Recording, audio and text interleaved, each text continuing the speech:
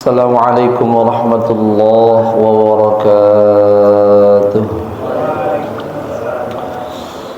Bismillahirrahmanirrahim. Al-Fatihah biniyatis sihhah wassalamah wal afiyah wal barakah fid dini wad dunya wal akhirah wa ziyadatil ulumi nafi'ah wal arzaqil mubarakah li ta'atika ya Allah wa tawfiq wal hidayah li siratikal mustaqim wa husnul khatimah 'indal maut. Wa biniyati anna Allah Ta'ala yansuru ikhwanana fi Palestin ya Allah, wa anna Allah Ta'ala yaj'alunahum minal mujahidina fi sabilillah sirri min asraril Fatihah. A'udzu billahi minasy syaithanir rajim. Bismillahirrahmanirrahim. Alhamdulillahi rabbil alamin. Arrahmanir rahim. Maliki yaumiddin. Iyyaka na'budu wa iyyaka nasta'in. Ihdinas siratal mustaqim. صراط الذين أنعمت عليهم غير المغضوب عليهم ولا الضالين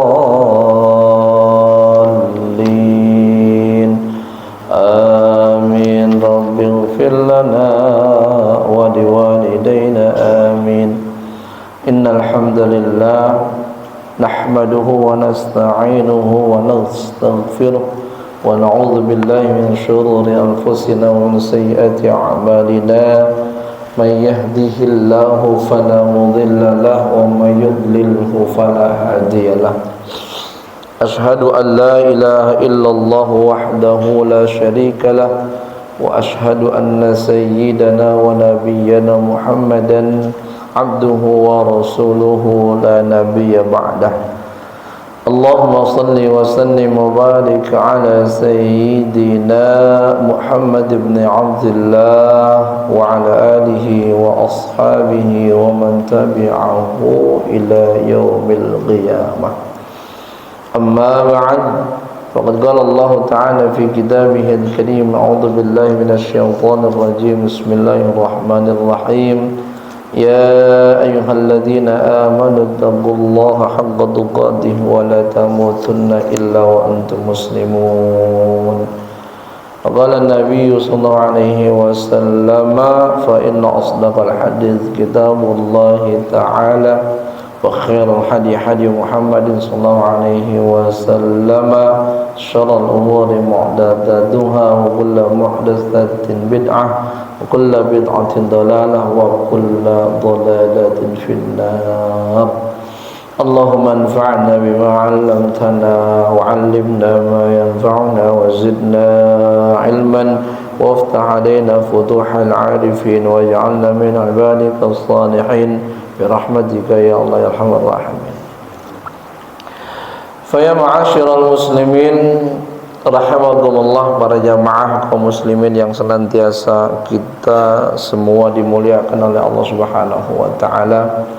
Syukur alhamdulillah pada kesempatan ba'da subuh kali ini Allah taala masih berikan kita ragam kenikmatan, nikmat iman, Islam, ihsan, sehat, afiat, nikmat panjang umur, sehingga kita dapat berkumpul di tempat yang mulia untuk melaksanakan kegiatan istimewa, kegiatan yang sangat amat banyak fadilahnya dan membawa pada keberkahan hidup kita, yakni kegiatan itu thalabul ilmi, menuntut atau mencari ilmu karena Allah Subhanahu wa taala. Mudah-mudahan Allah taala berikan kita istiqomah, Allah taala berikan kita mujahadah, dan semoga kita semua wafat meninggal dalam keadaan husnul khatimah. Salawat beserta salam senantiasa disampaikan kepada Nabi Muhammad sallallahu alaihi wasallam.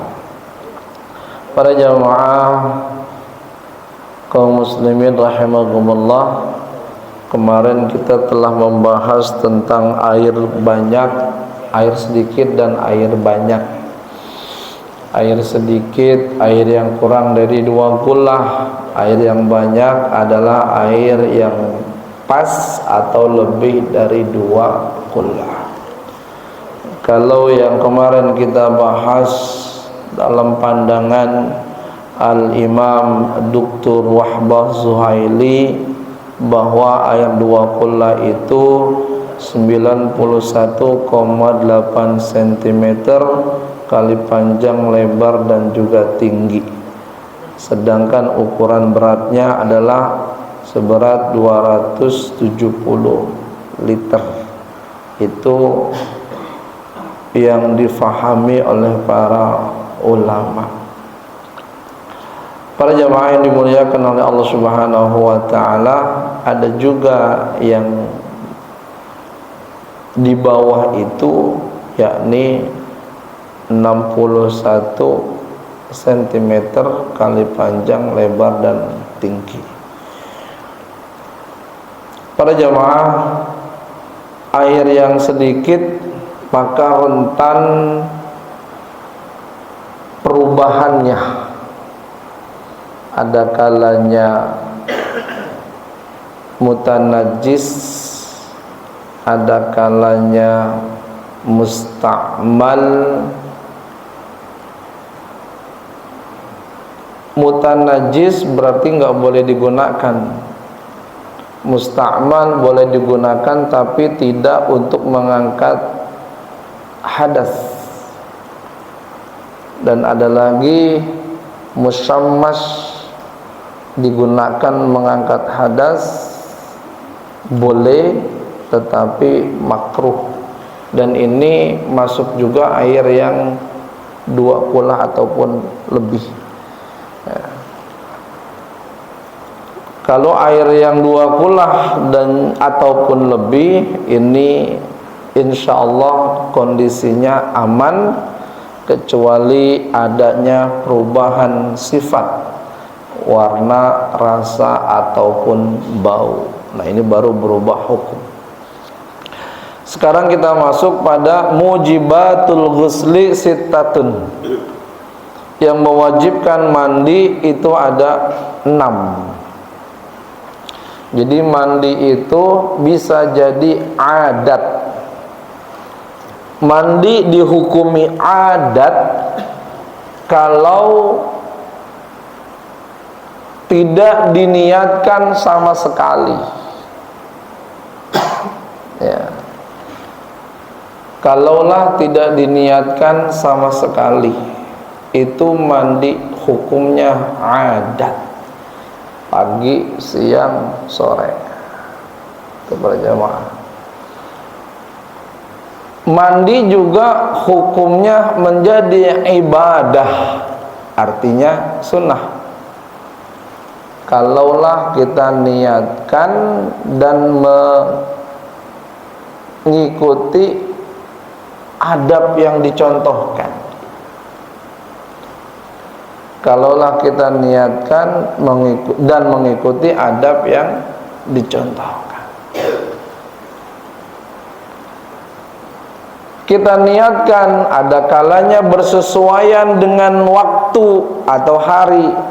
Jumat misalkan, Idul Fitri, Idul Adha misalkan, mau musafir misalkan, atau tidak bertepatan dengan waktu atau hari, setiap hari bahkan kita niatkannya untuk menguatkan, menyegarkan diri kita beribadah kepada Allah. Ya.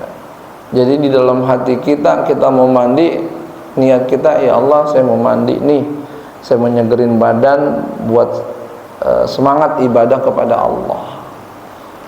Dan itu tidak terlepas pada adab-adabnya. Masuk kamar mandi menggunakan kaki kiri, air yang digunakan tidak mubazir, tidak mubazir. Rasulullah mandi junub aja 4 mud. Mandi junub aja 4 mud. Kepada jamaah yang dimuliakan oleh Allah,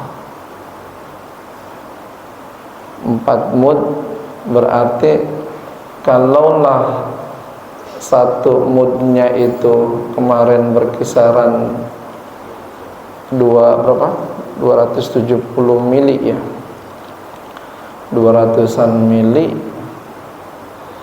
ya, atau 300 mili ya, maka 625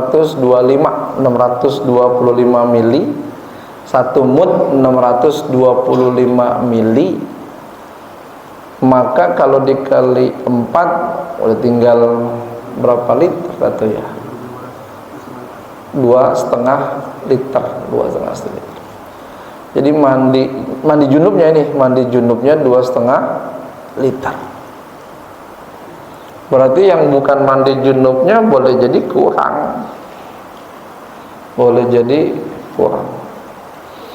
Kalau wudunya kemarin 1 mud itu dibagi 3. Kalau wudunya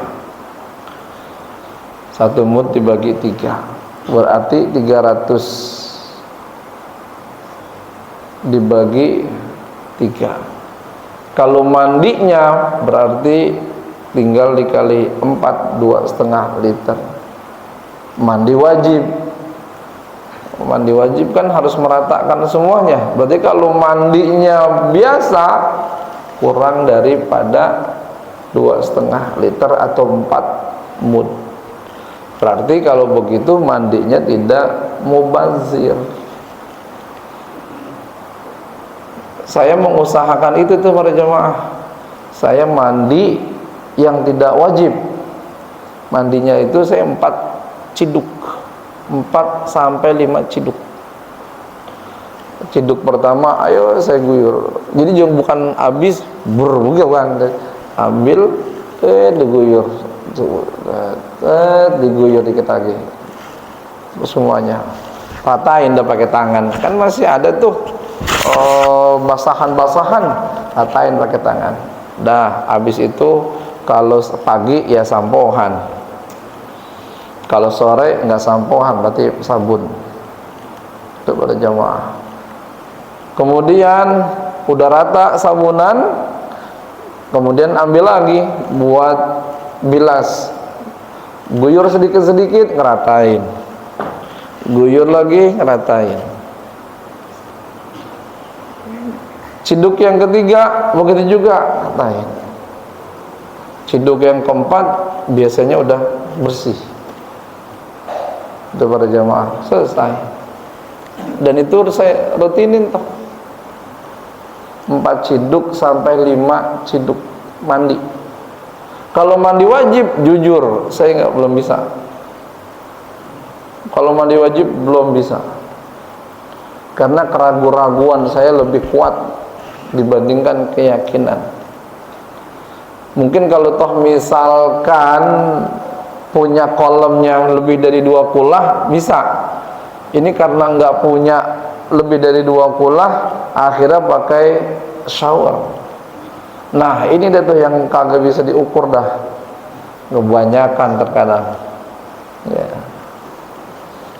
Para jemaah yang dimuliakan oleh Allah, jadi berusaha sekuat tenaga. Makanya guru kami Syekhuna Syekhuna Ahmad Syarifuddin Abdul Ghani, beliau pernah bilang ke saya waktu saya marhalah 3, berarti semester 6. Dia bilang sama saya, zaman sekarang itu berkah udah dicabut sama Allah.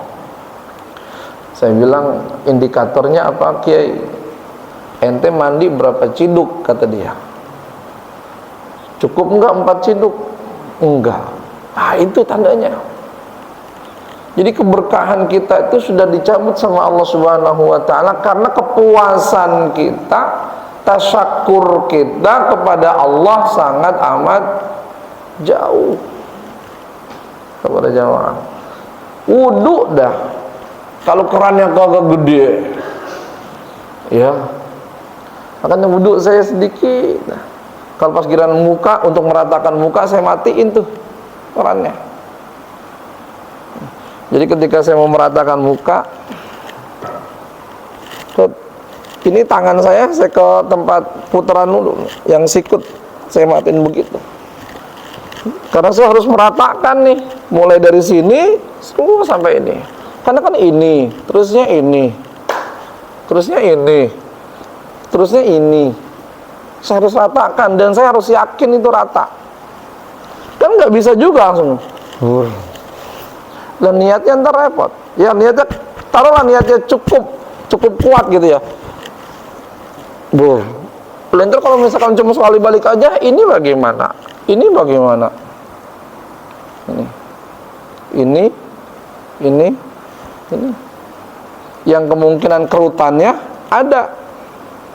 Makanya ketika niat di dalam hati, terus baru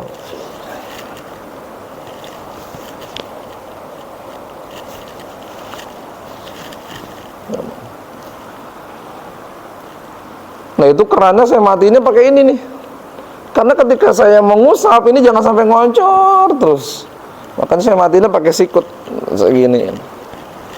Kalau pelintir begini rada susah, nggak bisa dah. Ya. Jadi kalau yang muter pakai apa? Yang terkadang 4 muter, gitu, itu nggak bisa saya. Tapi ini mah yang sekali buka. Kalau misalkan diginiin, kebuka, diginiin, ketutup. Itu pakai sikut saya tutup sampai meratakan selesai, udah baru yang kedua, yang ketiga. Karena khawatir kalau misalkan terus ngocor, kita masih nganuin muka aja. Iya. Anggapan kita ntar juga lari lagi ke tanah, muter lagi. Bukan begitu. Adakah yang digunakan tuh air ketika ngocor aja untuk hal yang bermanfaat?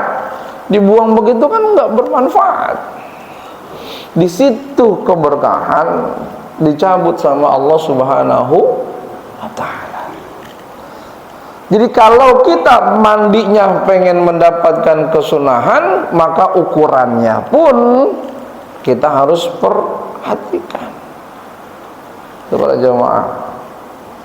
Yang ketiga, mandi wajib. Nah, mandi wajib itu sebabnya yang pada hari ini kita akan bahas. Jadi mandi ada kalanya adat, ada kalanya ibadah, berarti sunnah, ada kalanya wajib pun masuk dalam kategori ibadah.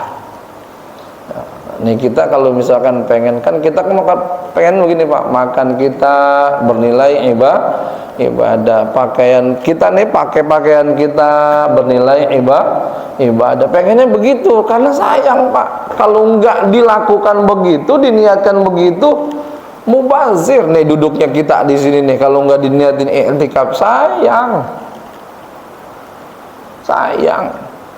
ya. Kan ada nilai tambah. Nggak niat i'tikaf juga nggak apa-apa memang. Kita dapat nilai dapat nilai pahala duduk mengikuti majelis taklim.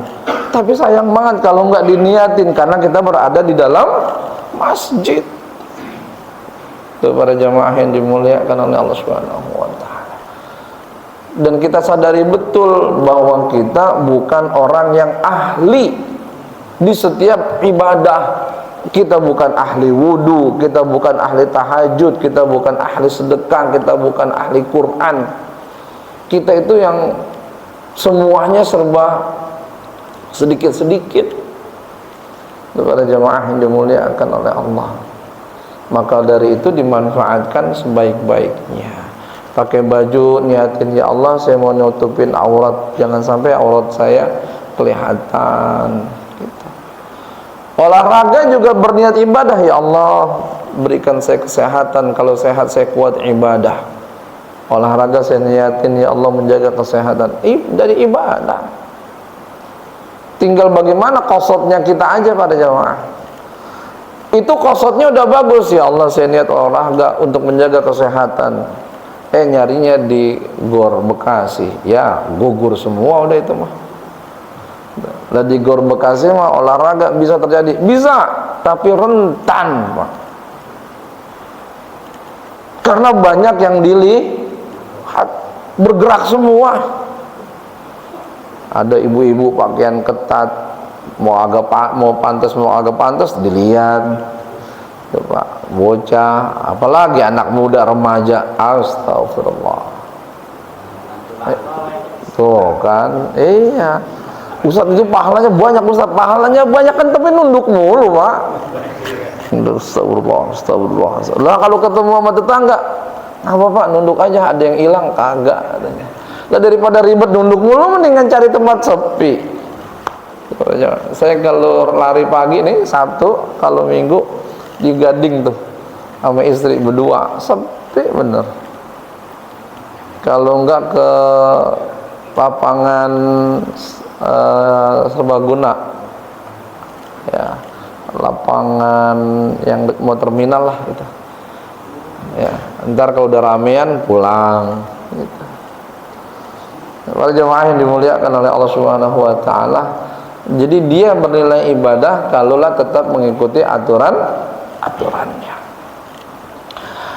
Mujibatul ghusli sitatun, yang mewajibkan mandi ada 6. Pertama, ilajul hasyafati fil farji, masuknya helm laki-laki ke dalam lubang perempuan atau ke dalam lubang. Dukhuluha kulluha wa in talat wa la i'tibara bi ghairiha ma'a wujudiha au qadruha min faqidiha walau bila qasdin walau halatin naum. Yakni masuknya hasyafah, artinya hasyafah helmnya si laki-laki. Ini helmnya berarti. Namanya hasyafah, Pak. Ya. Kulluha, semuanya, berarti sampai sini. Ya, sampai sini. Wa intolat, jika itu panjang. Jadi ukurannya bukannya batang, tapi helmnya ini para jemaah, helmnya.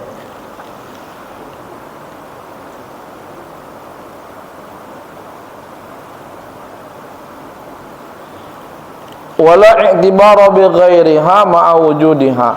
Kalau misalkan dia punya hasyafahnya ini sepotong, Pak. Sepotong, entah ada kecelakaan apa gitu, cuma sepotong. Jadi helmnya nggak sempurna, sepotong gitu. Ya.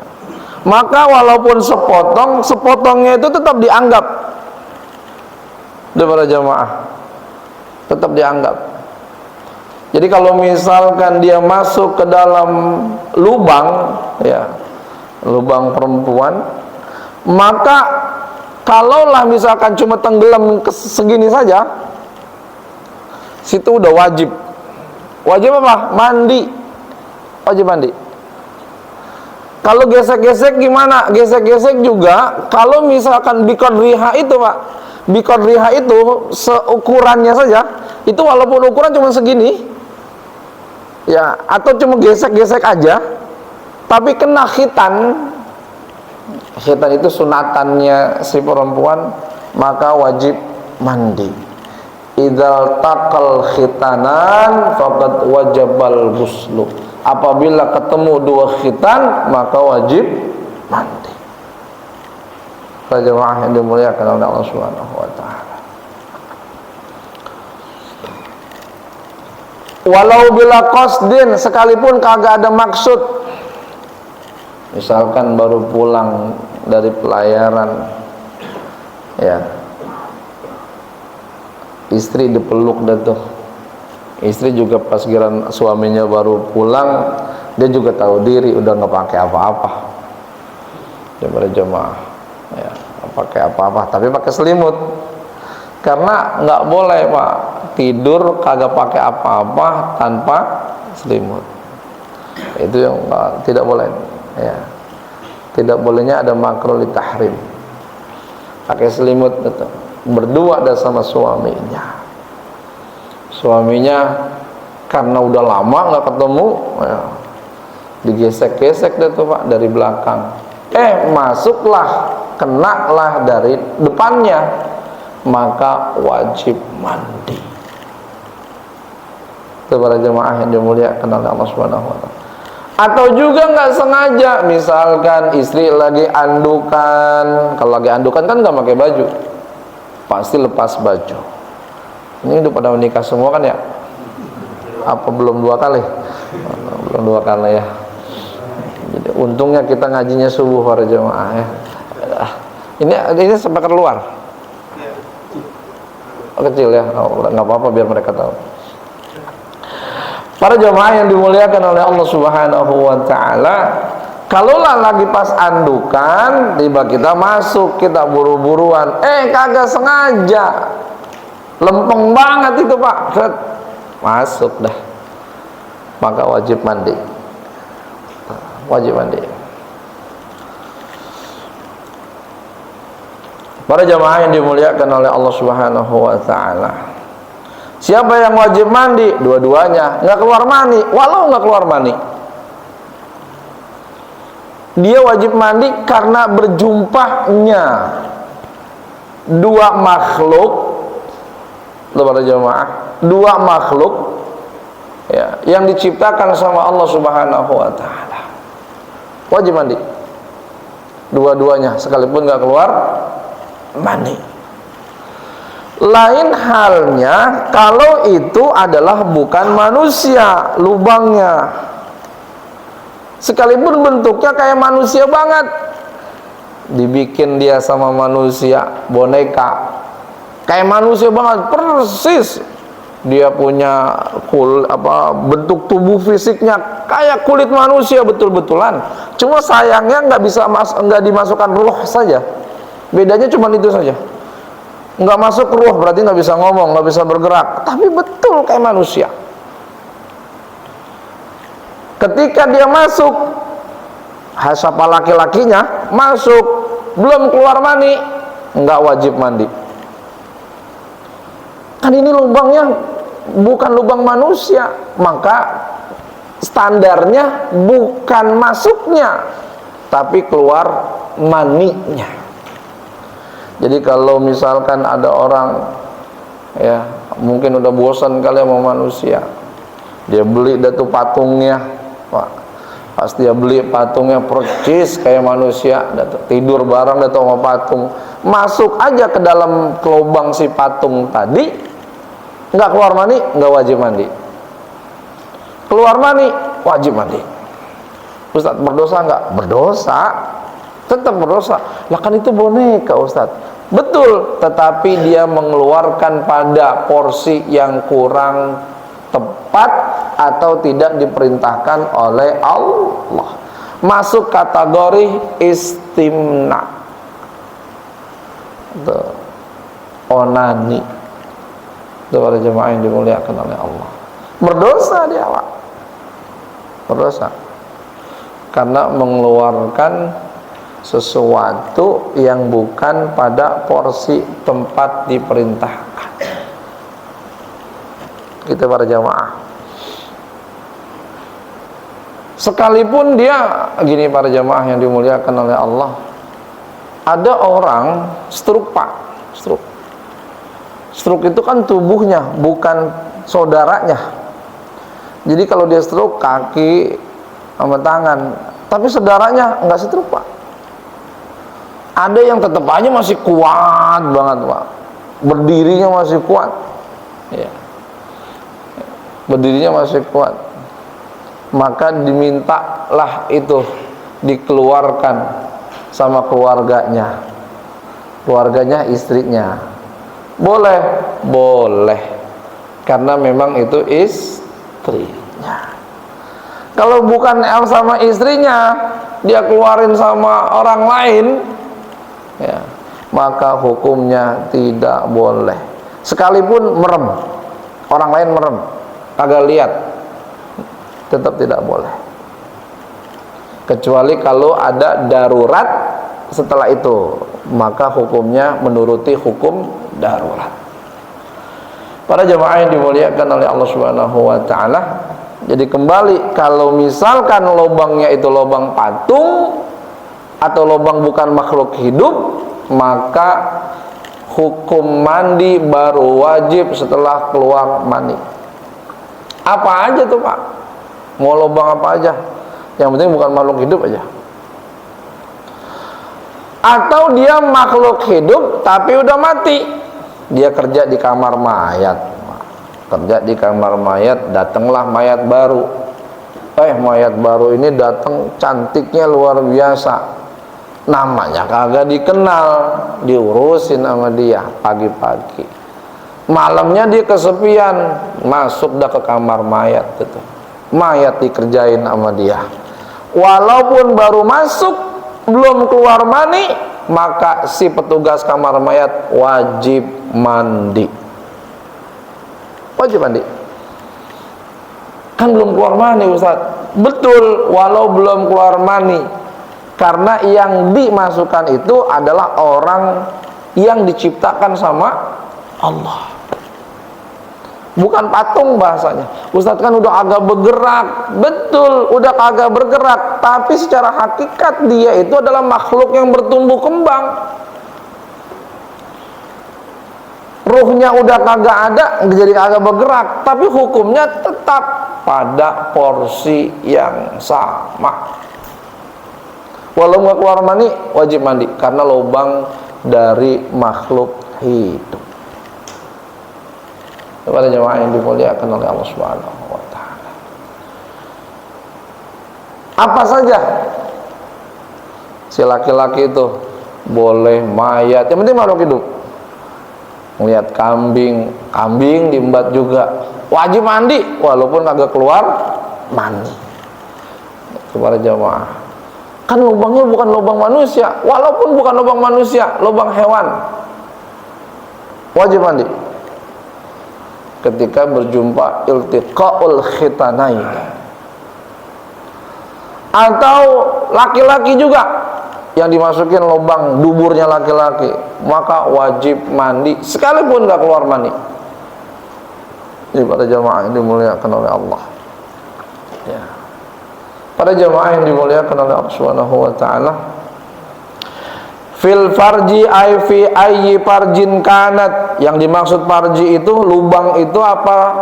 Lubang apapun juga, sawaun akana kubulul mar'ah, kubulal mar'ah, sama saja itu adalah kubul, kemaluan depan perempuan, au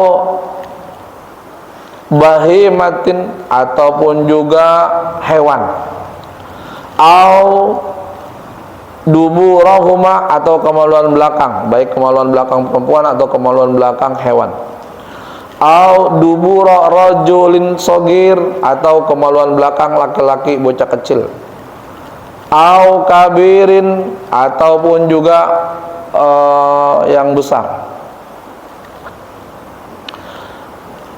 hayin, kubul orang yang masih hidup atau dubur orang yang masih hidup, au maitin, atau udah meninggal,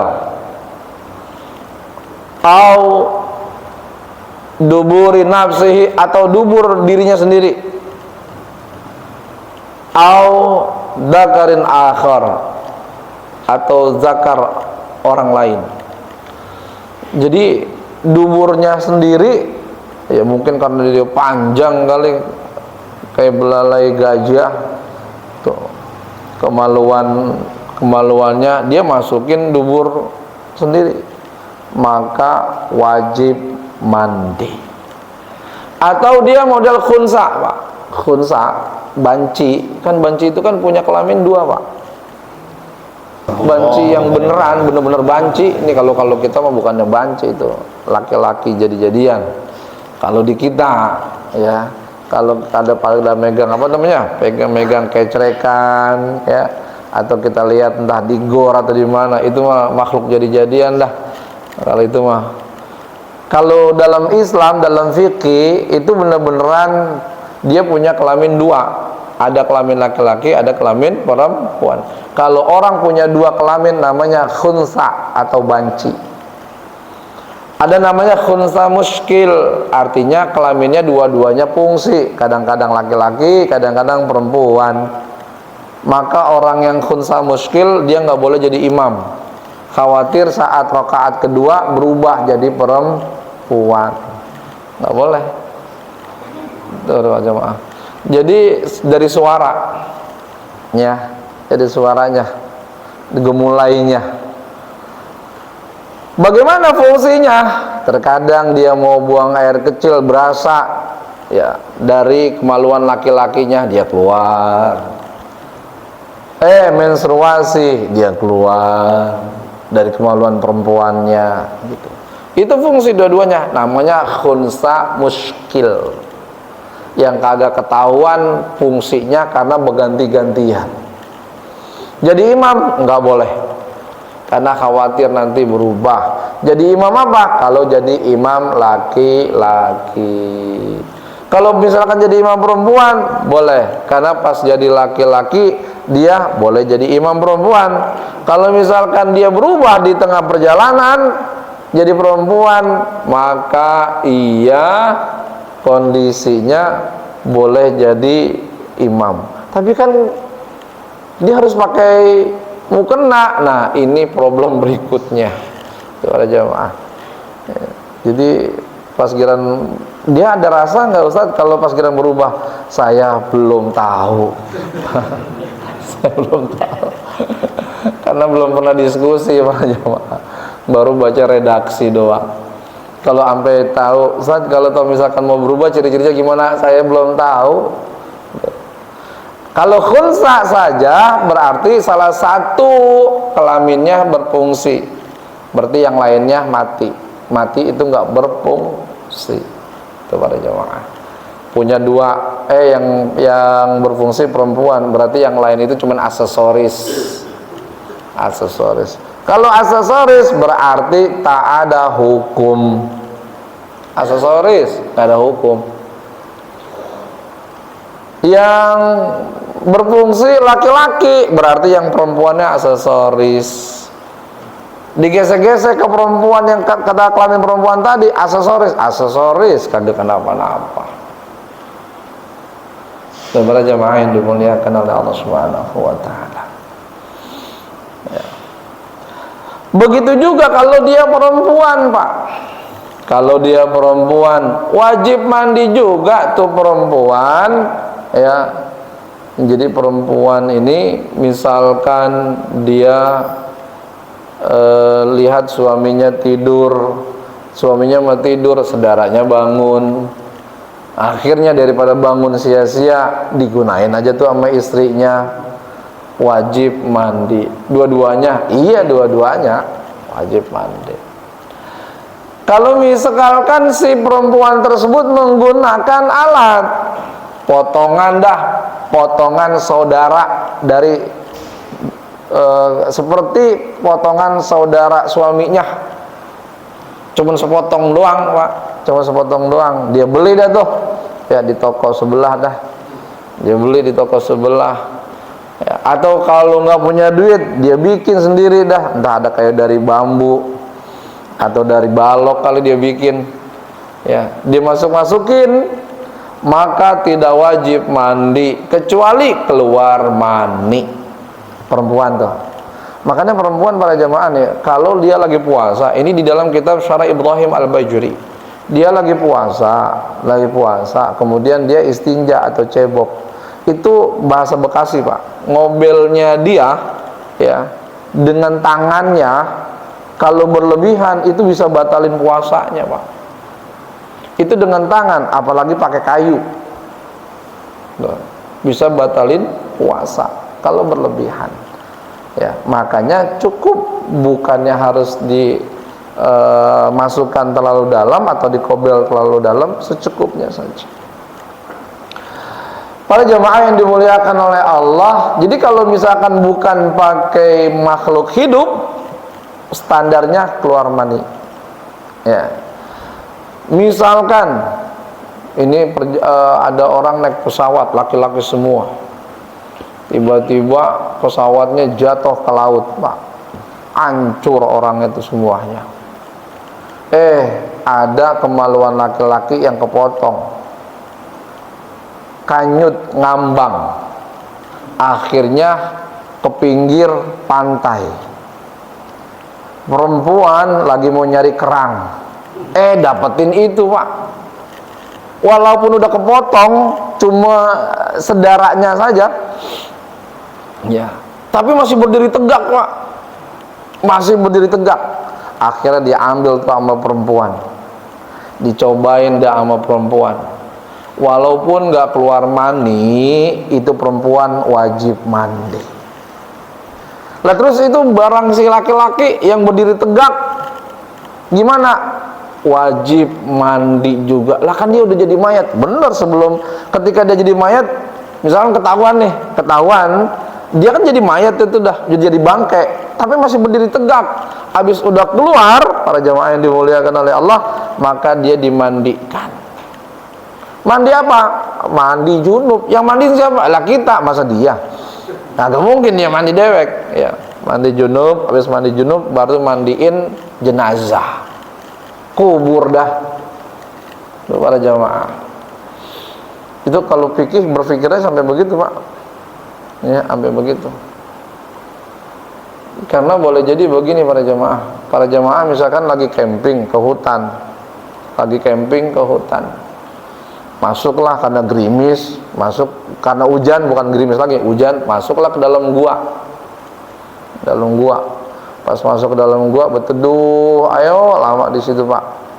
Udah selesai hujan, keluar dari gua. Pas dia keluar dari gua, bergerak dari gua. Pas dia lihat, wah, bukan hanya gua, ternyata kemaluan perempuan raksasa. Pertanyaannya, wajib mandi apa kagak? Itu para jamaah. Lah itu bukan udah masuk sebagian, masuk semuanya. Itu para jamaah. Ada ulama bilang wajib mandi karena udah masuk semuanya. Ada ulama bilang lah kagak wajib mandi karena dia masih pakai baju.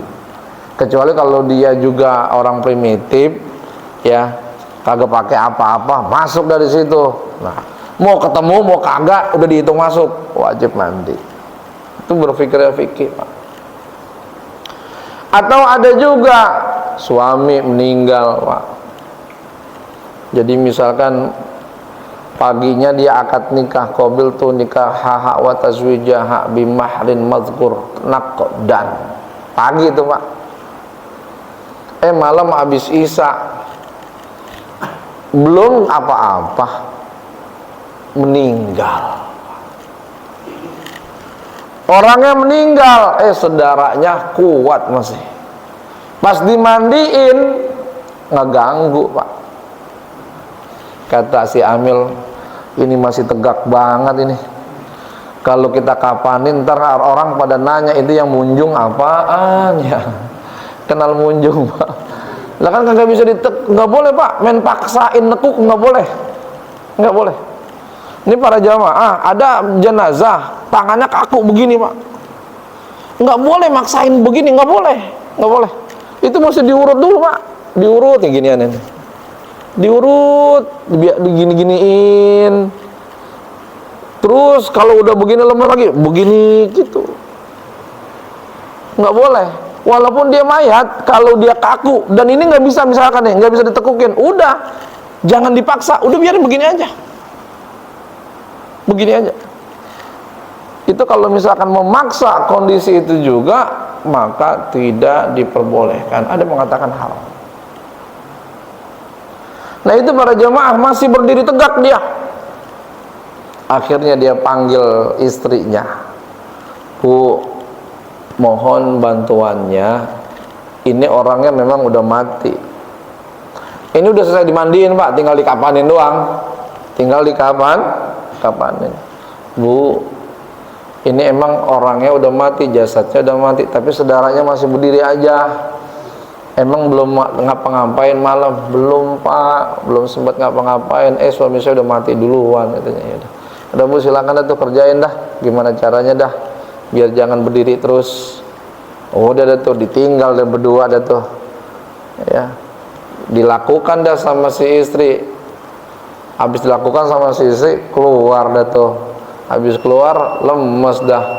Habis lemes, mandiin lagi kagak tuh para jamaah. Maka jawabannya kagak usah dimandiin lagi, dielap aja.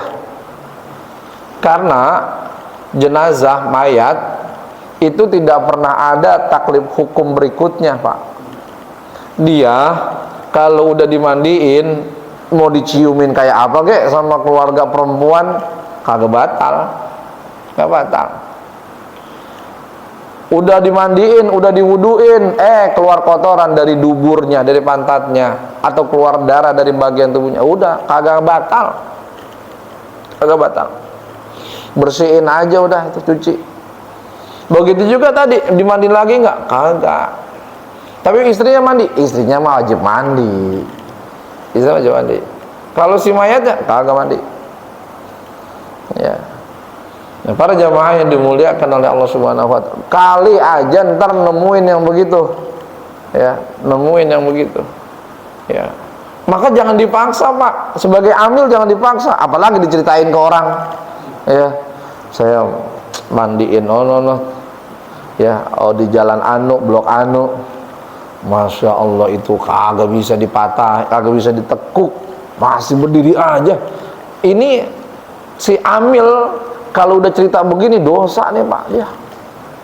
Makanya pada jamaah tuh ya, kalau mandiin mayat itu kalau bisa sendiri, jangan ngajak orang. Kalau bisa sendiri. Kalau berdua, yang lain tutup semuanya, kunci dah tuh. Kalau bahasa kita kunci. Kan pakai bahan Ustaz, gimana ngoncinya? Ya maksud saya dijagain, jangan sampai diintipin. Kan terkadang ada aja orang yang mau pengen tahu aja dia ngintip tuh.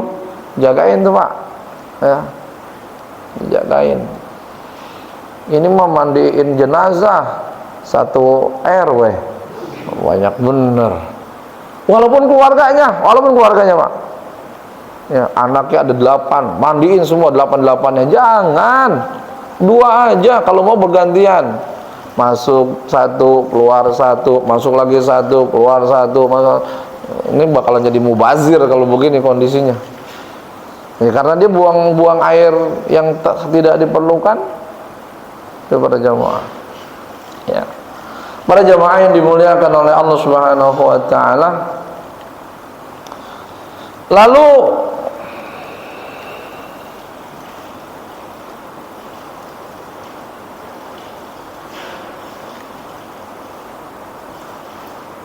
nih Pak. Wala yajibu i'adatu ghusl mayit al-mulaj fihi wal mustadkhal dzakaruhu. Kagak wajib ngulang mandiin jenazah. Kalau misalkan dia batangnya itu dimasukin ya, atau memang dipaksain ya.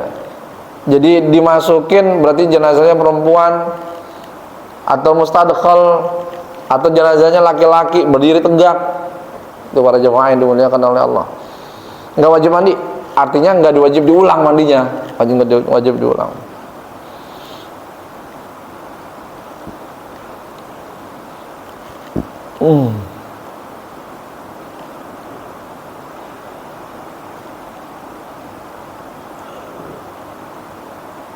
Para jemaah yang dimuliakan oleh Allah Subhanahu wa taala. Wal aslu fi dzalika hadits Aisyah radhiyallahu anha anna Rasulullah sallallahu alaihi wasallam qala. Asal pada kewajiban mandi itu karena ada hadis Aisyah apa? Izal taqal khitanan aw masal khitan al khitan wajabal ghuslu fa'altuhu ana wa Rasulullah faghtasalna. Apabila 2 khitan telah berjumpa, au masal khitanul al khitana, atau bersentuhan khitan dengan khitan. Kali berjumpa itu masuk. Kalau bersentuhan itu menggesek-gesek doang, Pak. Kalau geseknya pakai alas nggak wajib mandi. Kalau kagak keluar, tapi kalau keluar wajib mandi. Geseknya pakai alas. Mau yang pakai alas, mau salah satu keduanya atau dua-duanya, maka ukurannya mandi. Ukurannya keluar mani. Kalau dia ngegesek doang, kagak apa keluar, geseknya itu kagak pakai dinding, wajib mandi. Geseknya pakai dinding, artinya pakai dinding itu ada alasnya, maka ukurannya keluar mani. Para jemaah yang dimuliakan oleh Allah Subhanahu wa taala. Jadi idzal taqal khitanani aw massal khitan al khitana wajibal ghuslu, wajib mandi. Kata Aisyah, fa'altuhu ana wa Rasulullah faqtasalna. Dulu kami melakukan, kata Aisyah, dulu kami melakukan itu, makanya kami mandi. Rasulullah melakukan itu, makanya mandi. Itu para jamaah yang dimuliakan oleh Allah Subhanahu wa taala.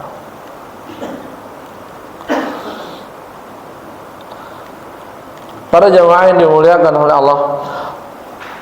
Lalu kewajiban mandi itu segera apa enggak? Misal Pak, para jamaah ba'da Isya melakukan, mandinya kan kagak malam itu juga. Misalkan mandinya kapan? Jam 3:30. Boleh apa kagak? Boleh, tapi jangan sampai kagak wudu. Sebagai gantinya wudu dulu, gitu para jemaah. Ya, jadi habis berhubungan jangan langsung tidur, dicuci, wudu. Kalau nggak mau mandi, wudu. Kalau mandi, ya alhamdulillah. Itu para jemaah yang dimuliakan oleh Allah. Wujubul ghusli ala tarakhi la ala al-fawri. Kewajiban mandi itu ala tarakhi, boleh kapan-kapan. Yang penting kagak masuk waktu. Misalkan para jamaah berhubungan jam 11. Lah itu mah dekat sama zuhur, wajib mandi. Dekat sama zuhur, wajib mandi.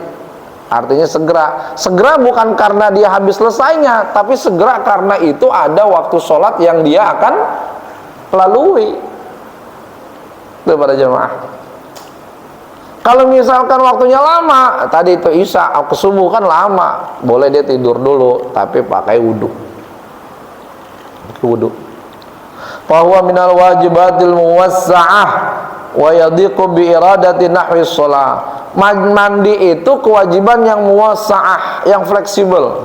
Dia dihukumi buru-buru mandi kalau akan melalui waktu sholat. Kepada jemaah. Maka kan kalau kita ngelihat ini masyhur Pak, masyhur. Nah, dalam riwayat Imam Abu Daud atau yang lainnya, apabila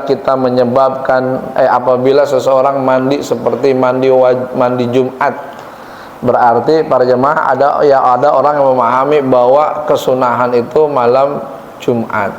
Sebenarnya itu bukan dalilnya buat berhubungan di malam Jumat, bukan.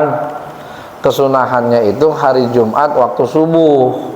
Itu kesunahannya, bukan malamnya, tapi Jumat waktu subuh. Jadi pada jamaah habis sholat subuh hari Jumat tuh Pak. Jadi nggak sampai pulang jam 6 dah, habis sholat subuh di hari Jumat pulang dah tuh, nemuin istri, nah berhubungan, dapat dah tuh sunahnya para jamaah. Atau juga dalam satu ayat Allah Ta'ala sampaikan, ulama membahasnya itu ada 3 waktu. Pertama siang hari, kemudian yang kedua habis siang hari adalah malam hari, ba'da Isya. Kemudian yang ketiga yakni sebelum subuh. Kalau di hadis setelah subuh. Kepada jamaah yang dimuliakan oleh Allah, perlu diketahui Pak, hubungan yang seperti ini harus sama-sama faham, harus sama-sama ngerti. Jangan sebagai suami egois, udah selesai, udah aja begitu ya. Tapi lihat perempuannya, walaupun dia nggak nuntut, tanya gitu para jamaah. Karena konsep di dalam Islam itu adalah, kata Rasulullah, hatta tasila asilataha. Kamu merasakan madunya dia, madunya si perempuan, dan perempuan merasakan madunya kamu. Artinya dua-duanya sama-sama merasakan keluar. Itu para jamaah. Kalau perempuan kagak nuntut, ya kagak ngapa-ngapa, cuman kita harus memahami itu. Memahami itu. Kadang baru assalamualaikum, udah waalaikumsalam. Assalamualaikum, waalaikumsalam. Udah lah perempuan.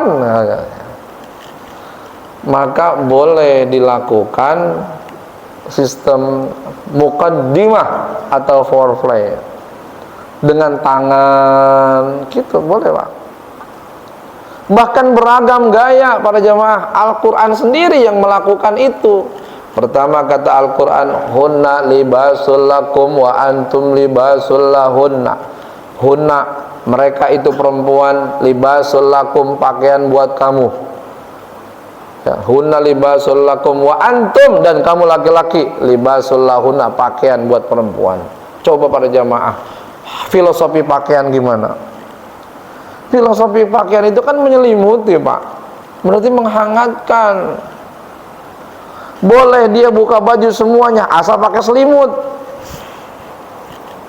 ya, bukan kayak hewan kelihatan semuanya, pakai selimut ya. Jadi dia kagak pakai apa-apa tapi tetap dalam satu selimut. Bapak jamaah yang dimuliakan oleh Allah, boleh ngeliat enggak? Boleh. Tapi ulama menyatakan kalau ngeliat dalamnya perempuan hukumnya makruh. Ada yang mengatakan makruh li tahrim, karena perempuan itu punya kemaluan dalam. Kalau laki-laki enggak ada ya, karena laki-laki di luar semua ya, kalau perempuan ada kemaluan dalam.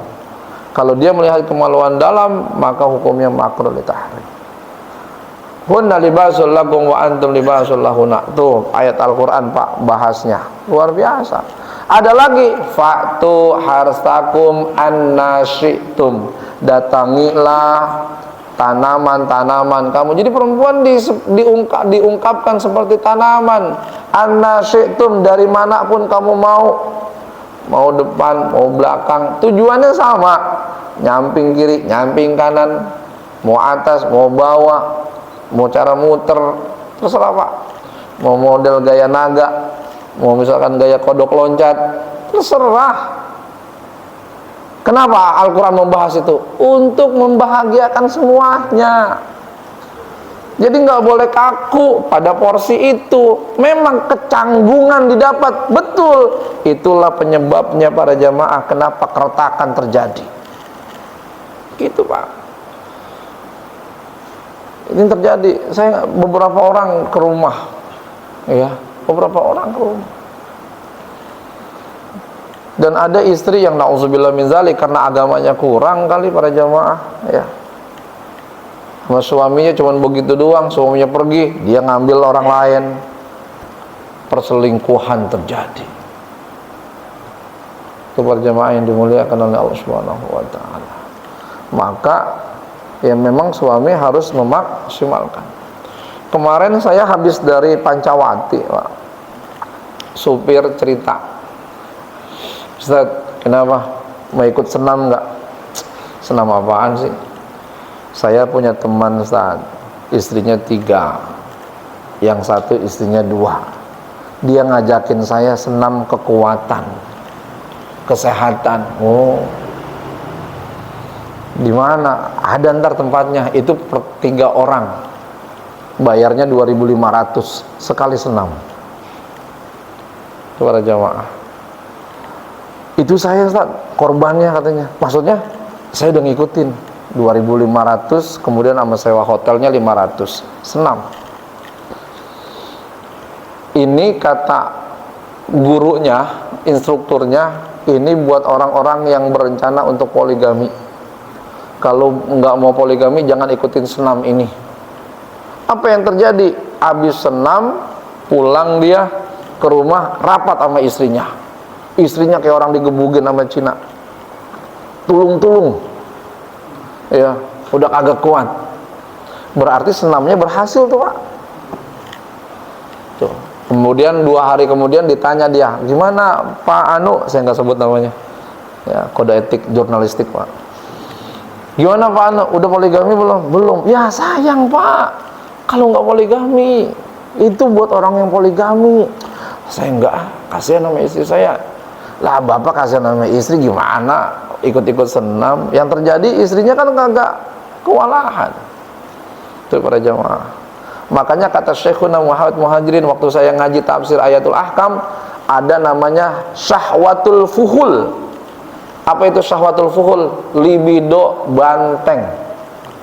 Kata Syekhuna Muhammad Muhajirin, kalau orang punya syahwatul fuhul, punya libido banteng, wajib punya istri lebih dari 1, 2, 3, 4. Itu hukumnya bukan sunnah lagi, wajib. Kalau punya libido banteng. Jadi bukan lagi kuda, Pak, banteng ini. Nyeruduknya hampir tiap hari. Daripada jemaah. Itu kalau istri, misalkan gini, dia kan ada masa datang bulan, menstruasi 7 hari. Lah kalau misalkan nggak dikeluarin, yang punya libido banteng, ini bakalan nabrak kemana-mana para jemaah. Lah kan bisa pakai tangan, walaupun bisa pakai tangan. Bisa pakai tangan istri, bisa. Itu para jemaah yang dimuliakan oleh Allah. Nah, inilah Islam, Pak, mengajarkan porsi-porsi ini. Makanya Rasulullah diberikan kekuatan 40 orang laki-laki penghuni surga. 7 orang penghuni surga. Kalau 1 orang penghuni surga itu bisa bersebandingan dengan 40 orang perempuan, 40 orang bidadari, berarti Nabi udah dikasih kekuatan sama Allah, yakni 7 kali 40 kekuatannya. Kepada jemaah. Ya. Kalau kita baru assalamualaikum, waalaikumsalam, udah dah, jangan belagu-belagu dah, Pak. Assalamualaikum, waalaikumsalam. Ya, udah dah, udah jangan kemana-mana, udah diam aja di situ. Ya, jangan kemana-mana. Ya. Jadi poligami itu selain diperintahkan oleh Allah Subhanahu wa taala, bahwa dia pun untuk melakukan proses ibadah. Orang kalau misalkan tidak tersalurkan para jemaah tadi syahwatul fuhul, maka yang terjadi adalah ketidaknyamanan dalam hidup. Maka orang punya syahwatul fuhul, hukumnya wajib. Wajib apa? Wajib 2, 3, 4, dah sampai situ. Jangan sampai lebih dari 5. Para jemaah yang dimuliakan oleh Allah Subhanahu wa taala, wallahu a'lam bishawab. Kita lanjutkan pada kesempatan yang akan datang, yakni bahas yang kedua. Ini baru yang pertama para jemaah. Insyaallah bahas yang kedua, khurujul mani. Dicatat tuh saja. Jadi kewajiban mandi ada 6, kita baru bahas 1, yakni masuknya hasyafah ke dalam farj. Ya. Wallahu a'lam bishawab. Kata Syekhuna Muhammad Muhajirin, kalau lu ngajar fikih enggak lu sebut benda barang tersebut sehingga orang menerawang, lu yang kena dosanya. Gitu, Pak. Tapi mudah-mudahan dengan bahasa isyarat pada paham ya, Pak ya. Mudah-mudahan ya, yang mana helm, yang mana batang gitu ya, Pak ya. Demikian para jemaah yang dimuliakan oleh Allah Subhanahu wa taala yang dapat disampaikan. Mudah-mudahan kita diberikan kekuatan istiqomah iman dan Islam kita, dan Allah taala jadikan anak cucu kita anak cucu yang saleh dan juga salihah. Allah taala berikan barokah buat kita. Allah taala bantu saudara-saudara kita di Palestina, berikan kemenangan, kesabaran, jadikan jihad di jalan Allah Subhanahu wa taala. Al-Fatihah. A'udzubillahi minasyaitonir rajim. Bismillah.